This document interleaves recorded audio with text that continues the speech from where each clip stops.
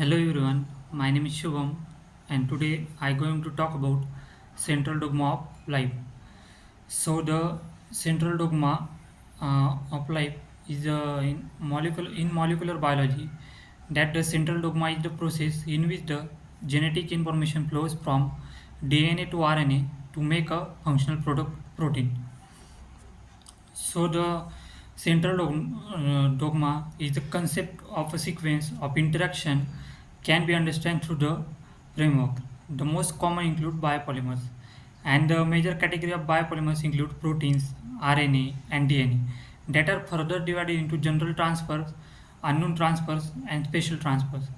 And special transfers occur in exceptional case in the laboratory, and general transfer occurs in almost all cells, and it's describe the regular flow of information through transcription and translation, and unknown transfer are said never to occur. Now the central dogma uh, takes place in two different steps. That is, first one is transcription and second one is translation. So we are going to see first transcription. So the transcription is the process by which the information is transferred from one strand to the DNA to one strand of the DNA to RNA by the enzyme RNA polymerase. And the DNA strand which undergoes the process consists of three parts, namely the promoter, structural gene, and a terminator. The DNA strand synthesizes the RNA is called a template strand, and the other strand is called coding strand.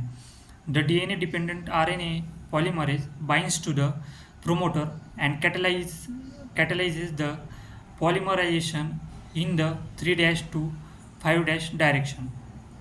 As it approaches to the terminator sequence, and it terminates and releases the newly synthesized RNA strands, and the newly released RNA strand further undergoes post-transcriptional modifications. Now next one is translation. So the translation is the process by which the RNA codes for specific proteins, and it is an active process which requires energy, and this energy is provided by the charged tRNA molecules.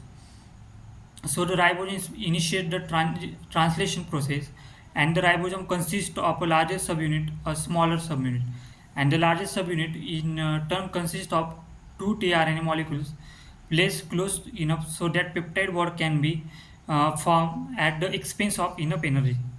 And the mRNA enters the smaller subunit, which is then held by the tRNA molecules of the complementary codon present in the largest subunit, and thus two codons are held by two tRNA molecules placed close to each other, and peptide bond each form between them. As this process repeats, long polypeptide chains of amino acids are synthesized. So the genetic code contains the information of the protein manufactured from RNA. There are basically three nucleotides and four nitrogenous bases, which collectively form a triplet codon that codes for one amino acids. Therefore, the number of possible amino acids range to 64 amino acids, and there are 20 naturally existing amino acids. That is the genetic code generates.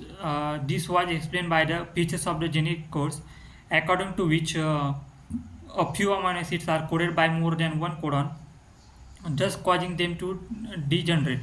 And each codon codes for only one specific amino acids, and the codes are universal irrespective of the type of organism. So out of the 64 codons, 3 are stop codons, and we stop the process of transcription, and one of the codons is an initiator codon, that is AUG, coding for methionine. So this all about the um, life of dogma, central life of dogma. Thank you.